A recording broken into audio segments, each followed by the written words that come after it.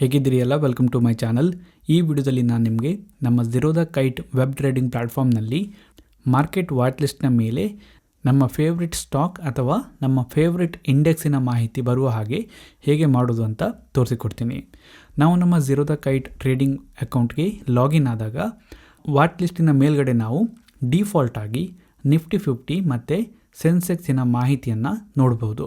ನಾನಿಲ್ಲಿ ಏನು ಮಾಡ್ತೀನಿ ಅಂದರೆ ಈ ಸೆನ್ಸೆಕ್ಸ್ ಬದಲಾಗಿ ನಿಫ್ಟಿ ಬ್ಯಾಂಕಿನ ಮಾಹಿತಿ ಬರುವ ಹಾಗೆ ಮಾಡ್ತೀನಿ. ಸೊ ನಮಗೆ ಬೇಕಾದ ಶೇರ್ ಅಥವಾ ಇಂಡೆಕ್ಸಿನ ಮಾಹಿತಿ ಇಲ್ಲಿ ಬರೋ ಹಾಗೆ ಮಾಡೋದಕ್ಕೆ ಫಸ್ಟ್ ನಾವೇನು ಮಾಡಬೇಕಂದ್ರೆ ಆ ಶೇರನ್ನು ಅಥವಾ ಇಂಡೆಕ್ಸನ್ನು ನಮ್ಮ ವಾಚ್ ಲಿಸ್ಟಿಗೆ ಆ್ಯಡ್ ಮಾಡಬೇಕು. ನಾನಿಲ್ಲಿ ನಿಫ್ಟಿ ಬ್ಯಾಂಕನ್ನು ಸರ್ಚ್ ಮಾಡಿ ಅದನ್ನು ಇಲ್ಲಿ ಆ್ಯಡ್ ಮಾಡ್ತೀನಿ.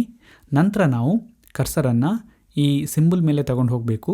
ಆಗ ನಮಗೆ ಇಲ್ಲಿ 3 ಡಾಟ್ ಸಿಗುತ್ತೆ, ಅದು ಮೋರ್ ಅಂತ ಹೇಳುತ್ತೆ.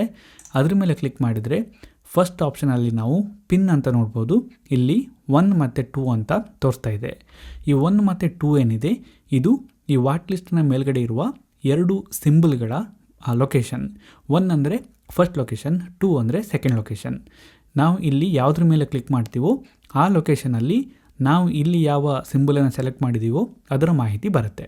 ನನಗೆ ಇಲ್ಲಿ ಸೆನ್ಸೆಕ್ಸ್ ಬದಲಿಗೆ ಈ ನಿಫ್ಟಿ ಬ್ಯಾಂಕಿನ ಮಾಹಿತಿ ಬೇಕು. ನೀವಿಲ್ಲಿ ನೋಡೋದಾದರೆ ಸೆನ್ಸೆಕ್ಸ್ 2ನೇ ಲೊಕೇಶನಲ್ಲಿ ಇದೆ.